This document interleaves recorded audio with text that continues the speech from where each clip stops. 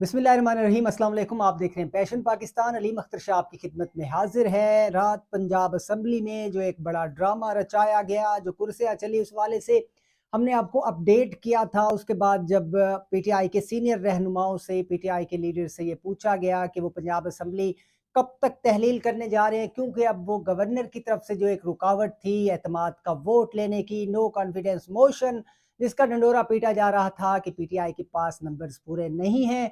बहरहाल उन्होंने रात 12:15 के बाद एक हंगामी इजलास बुलाकर उसमें वन पॉइंट एजेंडे पर काम करते हुए अदम एतमाद की वोटिंग कराई और परवेज इलाही साहब ने 186 नंबर सिक्योर कर लिए। और इस तरह की खबरें भी थी कि शायद कुछ अरकान ऐसे हैं जो असम्बली नहीं पहुंच सके थे। 2 अरकान गालबन ऐसे थे, वो अरकान जानबूझकर असम्बली नहीं आ रहे या परवेज इलाही साहब की तरफ से उनको रोका गया। अहमद मीर साहब ने तो ये खबर भी बहरहाल ब्रेक की थी। उसके बाद हमने देखा पीडीएम ने हंगामा किया, वॉकआउट किया असम्बली से।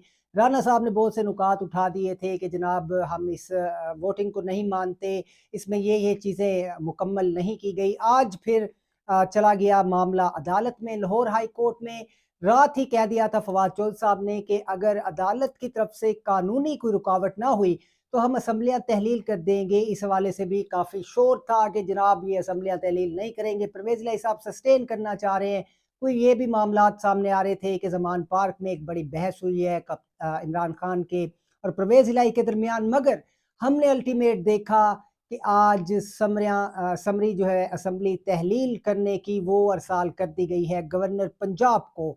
सीएम पंजाब ने एक मुख्तसर सी समरी गवर्नर के नाम लिखी, जिसमें उन्होंने लिखा कि I hereby advise you to dissolve the Punjab assembly. Provincial Punjab assembly को डिसॉल्व करने के लिए ये समरी अब गवर्नर साहब के रूबरू पेश तो कर दी गई है।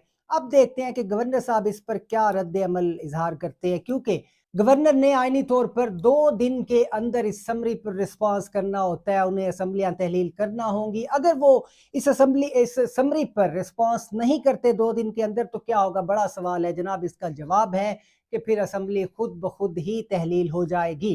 2 दिन के अंदर अगर गवर्नर साहब कोई ऐसा नुक्ता उठा देते हैं इस पर जो कानूनी हवाले से जिसकी डेफिनेशन अगर आइन में नहीं मिलती, कॉन्स्टिट्यूशन में नहीं मिलती, तो फिर मामला अदालत में जा सकता है और फिर एक आइनी बहरान जो पहले से एक सियासी बहरान है वो मजीद बढ़ेगा सूबे में और मामलात ख़राब होंगे। मगर कहा यह जा रहा है कि गवर्नर साहब या तो अब मजबूर होकर असम्बली को तहलील करेंगे या 2 दिन के अंदर असम्बली खुदकार तरीके से तहलील हो जाएगी। इस वक्त जो दूसरा सवाल है वो ये है कि इसके बाद निगरान सेटअप का क्या प्रोसीजर होगा। उस हवाले से फवाद चौधरी साहब ने कह दिया है कि हमने हमजा शहबाज को ख़त लिख दिया, या ख़त शायद वो लिखने जा रहे हैं अब कुछ ही देर में, उनको वो ख़त लिख देंगे कि आए मिलकर बैठें और निगरान सेटअप के लिए राह हमवार करते हैं, निगरान सेटअप को लेकर आते हैं। निगरान सेटअप ने 90 दिन के अंदर नया इलेक्शन कराना होता है। इलेक्शन कमीशन भी इस हवाले से पाबंद होता है।